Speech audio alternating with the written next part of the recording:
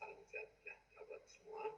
Kami dari tim Politeknik Ujung Pandang, tim pengusul program Bestari Saintek yang berjudul pemanfaatan solar power untuk penggerak mesin kultur atau pertanian sebagai usaha mereduksi biaya produksi dan jejak karbon. Saya sebagai ketua Suryo dan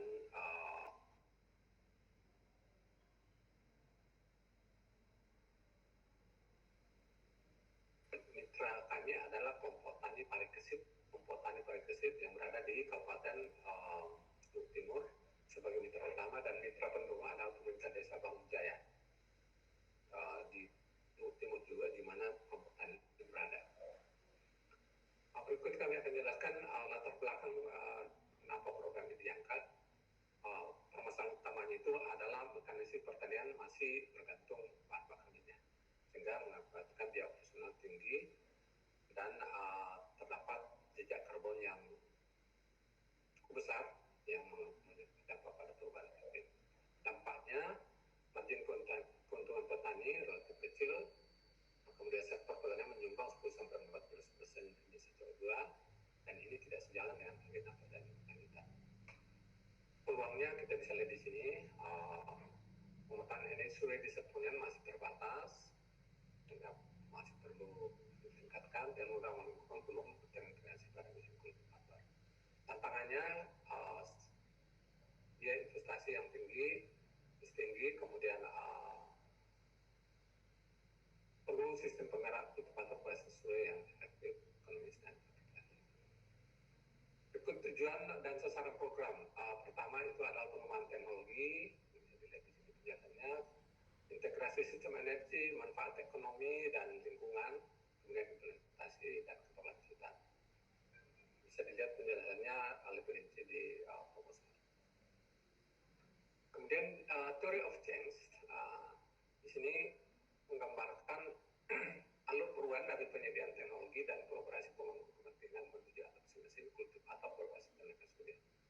Untuk pengembangan pelatihan dan implementasi bertahap, program ini menurunkan biaya operasional yang mengurangi emisi karbon dan mendorong pertanian berkelanjutan. Nah, kita lihat di sini dari visinya ini itu akan menghasilkan outcome yang panjang, jangka menengah. Kemudian di sini ada beberapa aktivitas yang nanti pada akhirnya kita akan menghasilkan rekomendasi. Berikut kita akan menjelaskan analisis akar permasalahan. Kalau kita lihat di sini, masalah utamanya kan dia produksi tinggi dan jejak karbon besar akibat penggunaan mesin kultivator yang berbahan bakar fosil.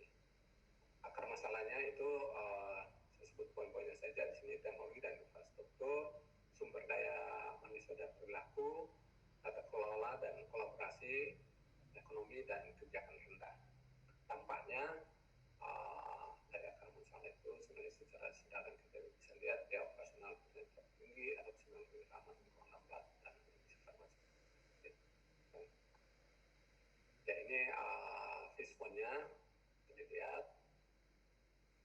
Kemudian business process model and notation. Kondisi saat ini kalau kita lihat dari sini ada kelompok tani dan vendor. Ini vendor energi Pertamina yang kemudian kita bisa lihat di sini pada akhirnya energi pengelolaan pertanian tersuplai tapi tidak berkelanjutan. Nah, yang ingin dicapai di sini kita bisa lihat ada keterlibatan akademik atau perguruan tinggi, kemudian kelompok tani tadi, dan pemerintah desa. Awalnya kolaborasi tiga quadruple helix, ya, akademik, kelompok tani, dan pemerintah daerah. Kemudian dilakukan program, pada akhirnya akan menghasilkan operasional kultivator solar power yang bisa diterima masyarakat dan bisa diimplementasikan. Ini kita bisa lihat diagramnya. Kemudian rencana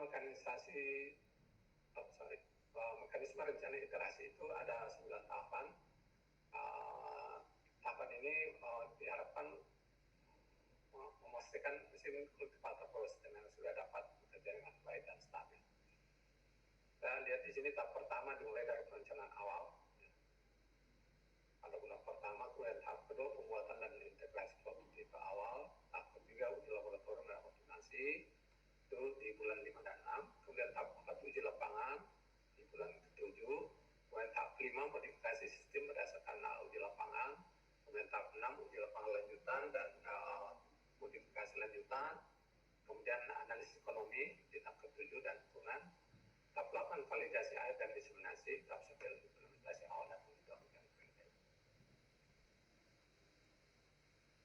Nah, berikut adalah draft desain model kultivator yang akan diimplementasikan. Kita bisa lihat di sini ya, berapa desainnya, dan di sini adalah bagian-bagian utama dari mesin kultivator yang berbasis solar power ya. Dan kemudian di sini ada draft desain skema rangkaian kelistrikan, di mana di sini komponen utamanya adalah fotovoltaik ya, sebagai teknologi untuk mengkonversi energi matahari menjadi energi listrik. Kemudian ada sistem baterai di sini, penyimpanan energi, ada sistem kontrol motor sini, kemudian ada motor penggerak dan sistem transmisi penggerak kultivator. Demikian kami sampaikan dengan singkat dan dapat dipahami. Assalamualaikum warahmatullahi wabarakatuh.